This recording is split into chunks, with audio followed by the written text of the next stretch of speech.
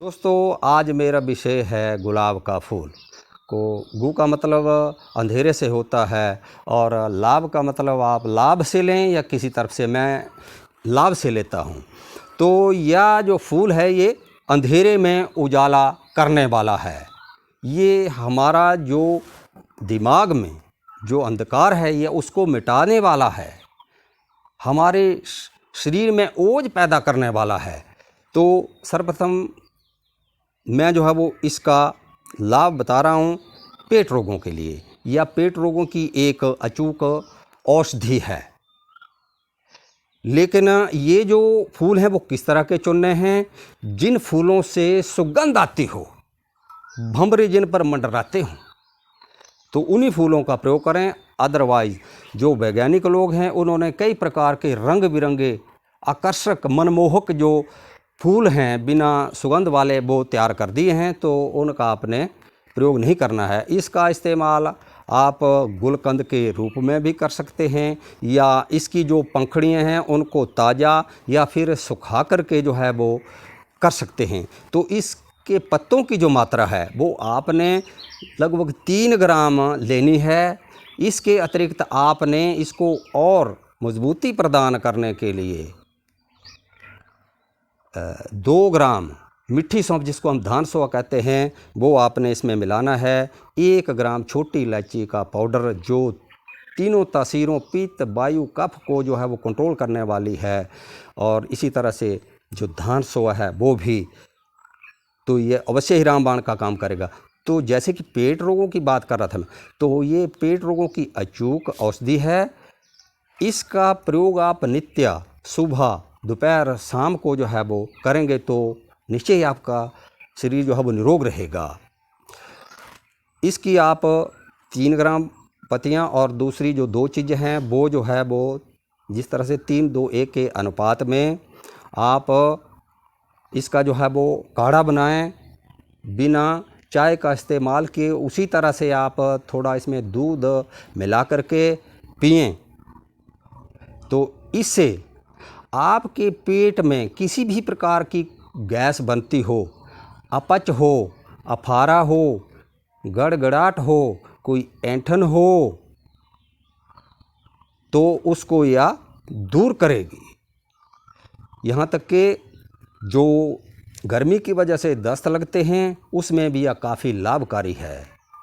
यदि सर्दी की वजह से दस्त लगते हों तो इस अवस्था में आपने इसमें 3-4 काली मिर्च जो है वो डाल लेनी है। निश्चय ही आपके सर्दी से लगने वाले जो दस्त हैं वो दूर होंगे। या हमारे दिमाग के जो तंतु हैं या उनको मजबूत करता है, यानी कि हमारी जो याददाश्त है उसको या बढ़ाता है, दिमाग में तरावट लाता है। डिमेंशिया तक का यदि व्यक्ति शिकार हो गया तो उस डिमेंशिया को भी ये दूर करने में सक्षम है। इसमें काफ़ी विटामिन्स, मिनरल्स, फाइबर पाए जाते हैं। यह एंटीऑक्सीडेंट का काम भी करता है। यदि किसी के सिर के बाल पतले पड़ गए हों, टूटने झड़ने लगे हों, तो यह उनको भी टूटने तथा झड़ने से जो है वो रोकता है। इसके अतिरिक्त यह हमारी आँखों की जो नज़र है या जो नुस्खा मैंने बताया, यदि आप इसका प्रयोग करेंगे तो यह निस्संदेह हमारी जो आँखों की नज़र जो है यह उसको जो है वो बढ़ाएगा और जो चश्मे का नंबर है वो भी बदल जाएगा। यदि किसी के दांत जो है वो कमज़ोर पड़ गए हों तो इस नुस्खे का सेवन करने से दांत मजबूत हो जाते हैं। यदि किसी कि पेट में खराबी की वजह से मुंह से बदबू आती हो तो या उस बदबू को भी दूर करने में बहुत लाभप्रद है।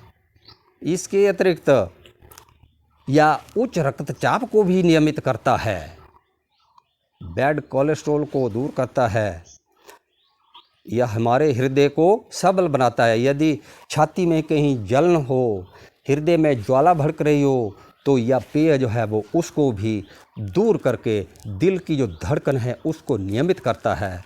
यदि किसी को खांसी हो, फेफड़ों का कोई रोग हो तो यह उसको भी दूर करेगा। तो इसमें जो है वो आपने त्रिकटु चूर्ण मिलाना है, वो भी चुटकी चुटकी भर। जैसे चुटकी भर चूर्ण जो है वो काली मिर्च का, चुटकी भर चूर्ण मग का और चुटकी भर चूर्ण सौंठ का मिलाना है। और इसको आपने शहद से जो है वो 3-4 बार जो है वो दिन में चाटना है। खांसी जो है वो बिल्कुल दूर हो जाएगी। इसके अतिरिक्त आपके चेहरे पर जो दाग, फोड़े, फुंसियाँ आदि मैदे में गर्मी हो जाने की वजह से, लीवर में गर्मी हो जाने की वजह से हो गई हों, तो 3-4 हफ्ते के सेवन मात्र से ही वो दाग, झाइयाँ, फोड़े, फुंसियाँ आदि जो है वो दूर हो जाएंगे। यह हमारे पित्त को भी शांत करता है। यदि पित्त की वजह से कहीं उल्टी आ रही हो तो उल्टी आनी भी बंद हो जाएगी, क्योंकि हमारा पित्त जो है वो बिल्कुल शांत हो जाएगा। यदि हमारे पेशाब में कोई जलन हो जाए तो उस जलन को भी यह दूर करता है। तो इस अवस्था में आपने त्रिकटु का जो चूर्ण है वो नहीं लेना है। यदि आप इसका निरंतर सेवन करते रहेंगे ज़िंदगी भर चाय के स्थान पर, तो आपको बवासीर आदि का कोई रोग नहीं होगा, यूरिक एसिड तक भी नहीं बनेगा। यह हमारी भूख को भी जो है वो बढ़ाता है। ये हमारी जो धातु है यह उसको भी पुष्ट करता है, यानी कि उसको भी गाढ़ा करता है, मजबूत करता है। जिसे कहीं कोई स्वप्रदोष की, किसी को रज की, इस तरह से कोई बीमारी हो तो या उसको भी जो है वो लाभ पहुंचाता है, जिसकी वजह से हमारी आँखों की जो रोशनी है वो बढ़ती है। यदि किसी को गर्मी आदि की वजह से सिर में दर्द होती हो, चक्कर आता हो, तो या उसको भी जो है वो दूर करता है। इसका जो है वो गुलाब जल भी जो है वो बनाया जाता है, जिसे चेहरे पर तथा अन्य कई प्रकार से जो है वो तरह तरह की चीज़ों में जो है वो प्रयोग किया जाता है। यह हमारे खून को भी बढ़ाता है। यह हमारी जो रोग प्रतिरोधक शक्ति है या उसको बढ़ा करके जो एलर्जी आदि जो रोग होते हैं या उनको भी दूर करता है। अब मैं आपको गुलकंद जो है वो इसका जो है वो प्राकृतिक रूप में कैसे बनाना है वो बताने जा रहा हूँ। यदि आपने जो है वो इसका गुलकंद बनाना है नेचुरल रूप में, तो आपने इस तरह के जो है वो फूल लेने हैं। जिस तरह से कहीं 200 ग्राम आपके पास फूल होंगे तो 100 ग्राम कम से कम आपने चीनी लेनी है। और इस तरह से इन फूलों को भी जिस तरह से हाथ में इस तरह से लेना है और इस तरह से इसको जो है वो मसलना है। इस तरह से आपने इनको अच्छी तरह से जो है वो रगड़ना है। और इस तरह से जो है वो ये देखो इसका गूदा जो है वो इस तरह से ये बन गया है। ये हमारे पास एक पेशावरी गुलाब भी है, इसमें भी अच्छी खुशबू है, तो इसके जो फूल हैं उनको भी हम ले सकते हैं। और इस तरह से जो है वो ये कुछ ताज़े जो फूल हैं इस तरह से हमने ये लिए हैं। और इस तरह से जो है वो हम इनको एक जार में जो है वो भर देंगे और फिर इसको एयर टाइट करना है। और इस तरह से कोई लगभग 15 दिन इसको धूप में रख छोड़ना है। फिर आप इसका जो है 1 चम्मच जो है वो प्रतिदिन सुबह खाली पेट इस्तेमाल कर सकते हैं, दूध के साथ भी ले सकते हैं। और शाम को भी आपकी कब्ज आदि जो पेट के रोग हैं उनको दूर करेगा।